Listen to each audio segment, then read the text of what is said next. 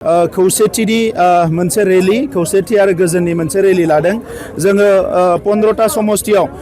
गुबुन गुबुन समाव मालाबा आथिंजों थाबायनानै मालाबा कार रेलि आरो मालाबा मटर साइकेल बेबायदि रेलिखौ लादों बिनि गुबै जाहोनानो जाबाय जे बर' माहारिजों लोगोसे गुबुन गुबुन हारिफोरजोंबो जोङो खौसेयै रायजो जानो लुबैयो मानोना थांनाय गोलाव समाव जेब्ला हारिफोरनि गेजेराव गोरोबलायनाय गैयामोन दाङाबाजि जादोंमोन बै थासारिफ्राव जोंहा गोबां खहा जादों दिनै बर' हारिखौ जोङो मुलुगनां थाखोआव दानो सानदों आरो बेवहाय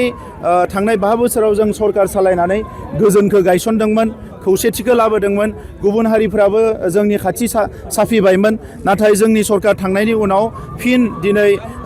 सोरबा अर सावलायनाय सोरबा हुमखि होलायनाय सोरबा सुरि देगारजों सुनाय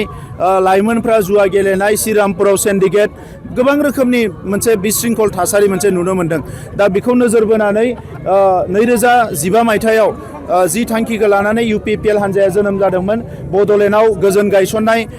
बड'लेण्डआव खौसेथि लाबोनाय बर' माहारिनि जेंनाफोरखौ फोजोबनाय आरो बड'लेण्ड ओनसोलखौ मोनसे मुलुगनां थाखोआव जौगाहोनायनि माखासे हाबाफारि लादोंमोन आरो 5 बोसोराव जों गोबां खामानि मावबोदों नैबे समावबो रायजो राजाफ्रा लुबैदों जे UPPL हान्जाया रावजोंबो थानो नाङा हारसिङैनो गेलेनांगौ आरो 15टानि बिसायख'थिनि जि समाव 15टा समस्तियाव गेलेनांगौ आरो देरहानानै बड'लेण्ड ओनसोलनि रायजो राजाखौ फिर नेतृत्व होनांगौ बेखौनो बयबो लुबैदों।